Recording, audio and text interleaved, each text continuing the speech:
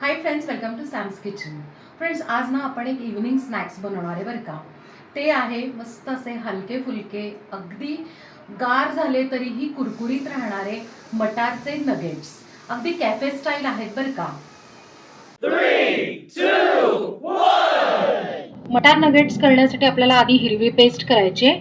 Of course आपला hero ingredient 1 bowl आपण आहे ना फ्रेश मटार सोललेले घेतलेले आहेत. ह्याच्याऐवजी तुम्ही ना फ्रोझन घेतले तरी चालेल.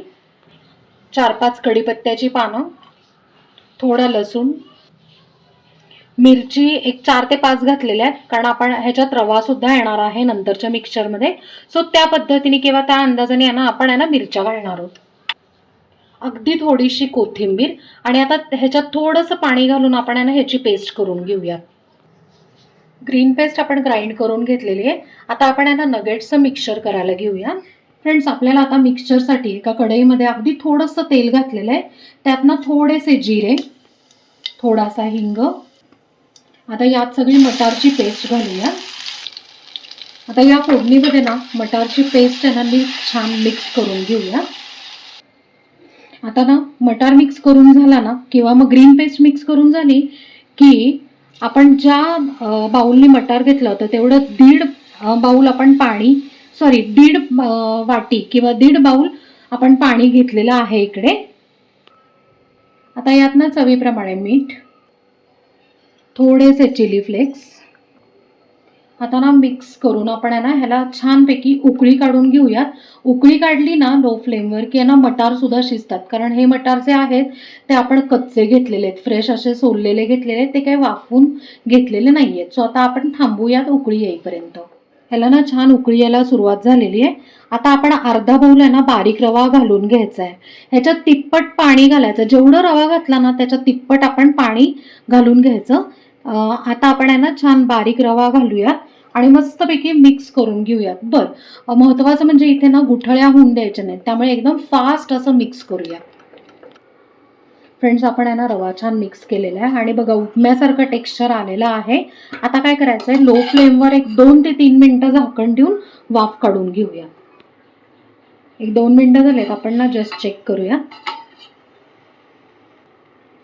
आता आपण डावाने मिक्स करून बघूया. येस, मस्त असं छान मिळून आलेलं आहे आणि किंचित घट्ट सुद्धा झालेलं आहे. आता आपण काय करूयात, गॅस बंद करून हे मिश्रण एका प्लेटमध्ये काढून पूर्ण गार करून घेऊया. नगेट्सचं मिक्सचर आहे ना पूर्ण गार झालेलं आहे. आता त्यात ना आपण थोडंसं बाइंडिंगसाठी इकडे तांदूळाचं पीठ ॲड करणार आहोत. जवळजवळ एक 2 ते 3 चमचे. जर तांदूळाचं पीठ नसेल तर कॉर्नफ्लोअर अवेलेबल असेल तर तुम्ही ते सुद्धा घालू शकता. आता सगळं आपण छान मिक्स करून घेऊयात आणि एक छान गोळा तयार करूयात. 2 चमचे तेल आपण यांना घालून छानपैकी यांना गोळा असा मस्त मळून घेतलेला आहे. आता आपण यांना नगेट्स करायला सुरुवात करूयात. आता आपण त्यातला एक गोळा घेतलेला आहे आणि छानपैकी असा ओव्हल शेप किंवा सिलेंड्रिकल शेप असा करून घ्यायचा आहे. आणि मग तुम्हाला जेवढे शेप असे हवेत ना, जेवढे मोठे किंवा लहान असे हवेत ना, त्या पद्धतीने आपण यांना कट करून घेणार आहोत.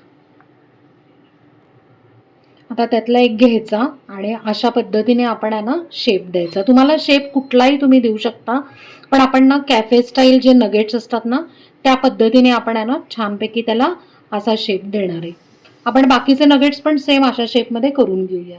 आपण ना नगेट्स तयार करून घेतलेले आहेत आणि मीनवाईल ज्या वेळेला नगेट्स तयार करत होतो ना त्याच वेळेला आपण यांना तेल सुद्धा कढईमध्ये गरम करायला ठेवलेले आहे, कारण आपण जे नगेट्स केलेले आहेत ते आपण डीप फ्राय करणार आहे ना, म्हणून.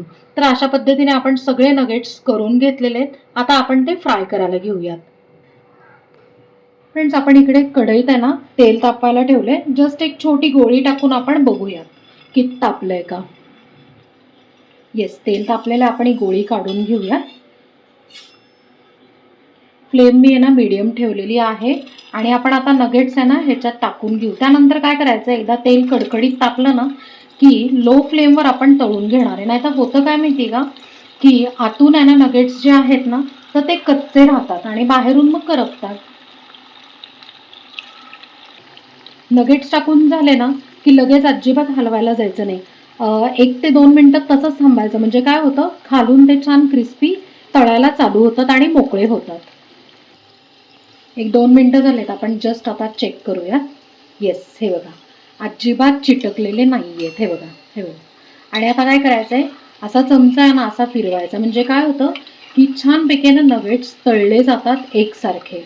सो मधून असा चमचा फिरवायचा, म्हणजे काय होतं की खालची साईड वरती येते आणि मस्तपैकी खमंग कुरकुरीत नगेट्स आपण तळून घेऊया. 1-2 मिनटं आपण आहे ना नगेट्स छानपैकी आहे ना तळून घेतलेले आहेत. आणि कलर पण बघा इतका छान हलका हिरवा रंग आलेला आहे, कुरकुरीत सुद्धा झालेत. अशाच प्रकारे आपण बाकीचे नगेट्स पण तळून घेऊया. फ्रेंड्स, नगेट्स आपण आहे ना सगळे फ्राय करून घेतले. मी जस्ट तुम्हाला आवाज ऐकू दे किती क्रिस्पी झालेत ते. वजनाला हलके आणि मस्त असे आहे ना हिरवेगार कलरचे मटार नगेट्स म्हणजेच ग्रीन पीस नगेट्स इकडे तयार आहे आणि आपण ते टोमॅटो केचप बरोबर सर्व करून घेतलेत. तर फ्रेंड्स, कशी वाटली तुम्हाला ही रेसिपी? आहे ना साधी, सोपी, झटपट होणारी. आता हे जे नगेट्स आहेत ना, आपण ज्या वेळेला बनवले होते, तयार केले होते फ्राय करायच्या आधी, तर ते सुद्धा ना तुम्ही एखाद्या काचेच्या किंवा ना स्टीलच्या कंटेनरमध्ये ठेवून फ्रीझरमध्ये छानपैकी 4 ते 5 दिवस आहे ना स्टोअर करू शकता. म्हणजे ऐन वेळेला कोणी पाहुणे येणार असेल किंवा मग ना दुसऱ्या दिवशी मुलांना टिफिनला आहे ना ॲज अ स्नॅक्स द्यायचे असतील ना, तर हे तयार असतील तर फक्त फ्राय करून दिले तरी चालू शकतं. तर ॲज अ इव्हनिंग स्नॅक्स तर तुम्ही खाऊ शकताय, पण स्नॅक्स म्हणा, पार्टी स्नॅक्स असं इतर वेळेसुद्धा तुम्ही यूज करू शकता. ह्याच्याबरोबर ना आपण आहे ना आधी पोहे नगेट्सची पण रेसिपी केलेली आहे, त्याची लिंक मी डिस्क्रिप्शनमध्ये देते. त्याच्या व्यतिरिक्त भरपूर स्नॅक्सचे प्रकार आपल्या चॅनलवर आहे.